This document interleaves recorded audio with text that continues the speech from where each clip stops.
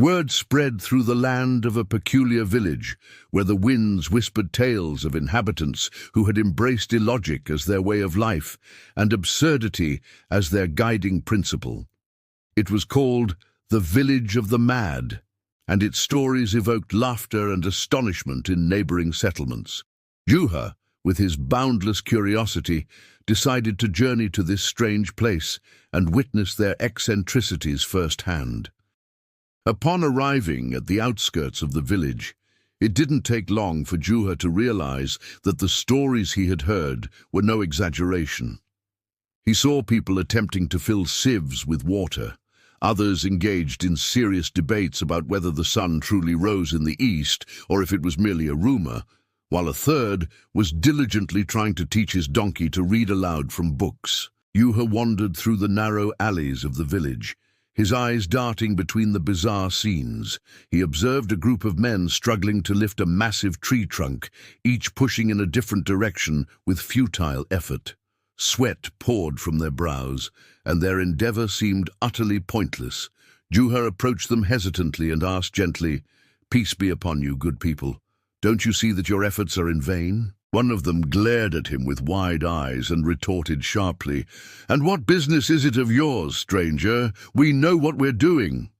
Juha replied calmly, "But don't you think that if you agreed on a single direction and cooperated in pushing and pulling together, it would be easier?" The men exchanged suspicious glances. The idea of organized cooperation seemed foreign to them. After a moment of confused silence, one of them said disdainfully, "That's nonsense. Each of us knows his own strength, and we don't need advice from a passerby." However, another man who seemed more thoughtful interjected, "Wait a minute. Perhaps we have nothing to lose by trying what this stranger says." Reluctantly, the others agreed.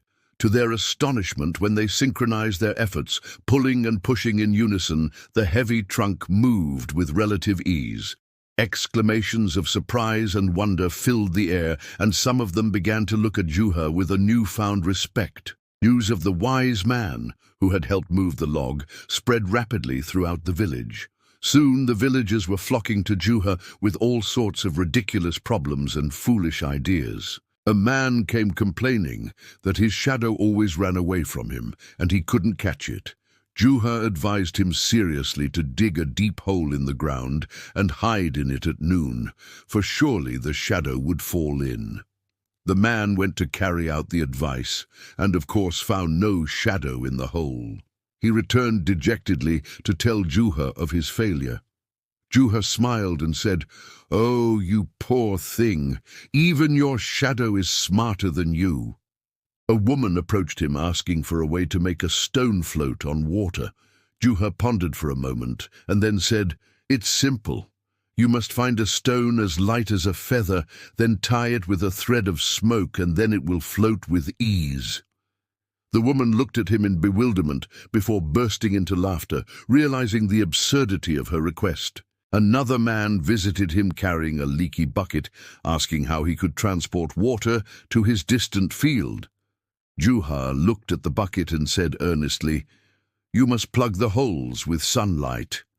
Then the water won't leak." The man stared at him blankly before understanding the foolishness of his question. Juha wasn't directly mocking the villagers. Rather, he addressed their absurdities with equally absurd logic, prompting them to recognize the folly of their own actions. His unique approach sowed the seeds of critical thinking in minds accustomed to illogic. Over the days, Juha noticed a subtle shift in the villagers' behavior. They began to ask more logical questions and became less impulsive in believing superstitions and strange notions. They even started to laugh at their past foolishness. One day the villagers gathered around Juha. One of them said, "O wise stranger, you have opened our eyes to things we did not see.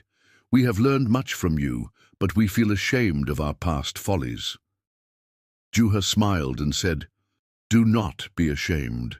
Everyone makes mistakes and learns from them. The important thing is that you have begun to think and question. That is the beginning of wisdom. When it was time for Juha to depart, the villagers bid him farewell with warmth and appreciation. They no longer saw him as a stranger, but as a friend and teacher in a peculiar way. They had realized that their madness was merely a lack of thought, and that wisdom could come even through the strangest of methods. Juha left the village of the mad with a unique story in his heart. He had learned that reason might slumber, but never truly die, and that the seed of logic could sprout even in the most barren of lands.